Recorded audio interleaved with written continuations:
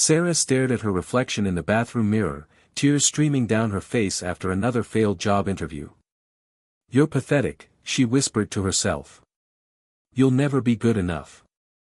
But in 3 days, those words would be replaced by something that would change her life forever. Sarah Martinez had been her own worst enemy for as long as she could remember.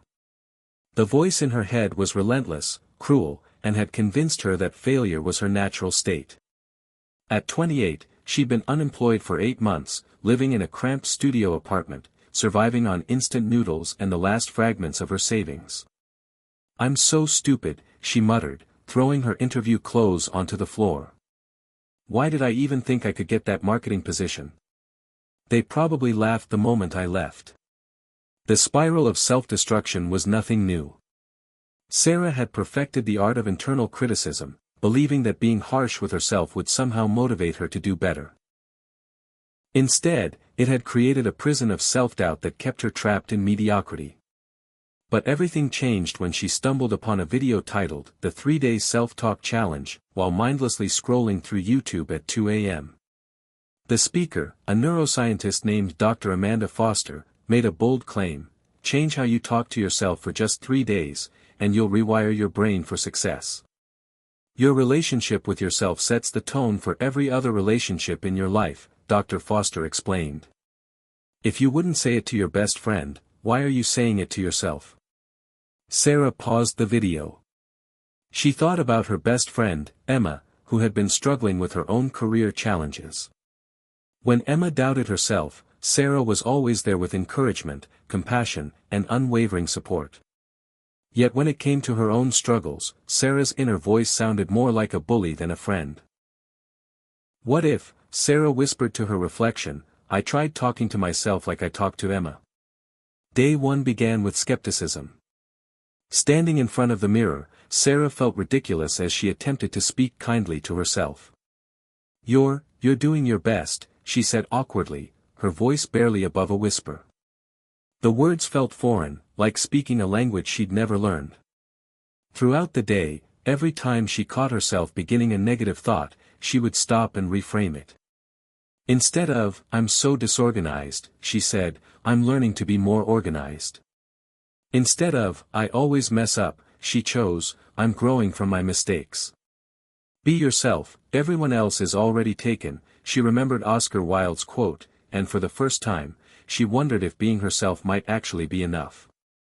Day 2 brought unexpected challenges. Sarah had a phone screening for a potential job, and her old patterns of self-criticism came flooding back.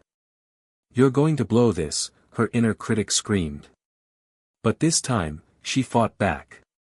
"I am prepared and capable," she told herself firmly. "I have valuable skills and experiences to offer." The words felt stronger now, more believable. During the phone interview, something remarkable happened. Because she wasn't battling her own internal negativity, she could focus entirely on the conversation. She spoke with confidence, asked thoughtful questions, and even made the interviewer laugh. When the call ended, she realized she had just had the best interview of her life. "Whether you think you can or you think you can't, you're right," she recalled Henry Ford's wisdom, finally understanding its power. Day 3 arrived with a sense of momentum Sarah hadn't felt in months. She woke up and immediately spoke to her reflection, "Good morning, beautiful. Today is going to be amazing because you're going to make it amazing." The phone rang. It was the company from yesterday's interview, offering her the position. Sarah's hands trembled as she accepted the offer. After hanging up, she looked at herself in the mirror and smiled. "You did it. You actually did it." But the real transformation wasn't the job offer, it was the realization that she had been living with an abusive roommate in her own head for years. The 3-day challenge had shown her that she could evict that toxic voice and replace it with something powerful: self-compassion.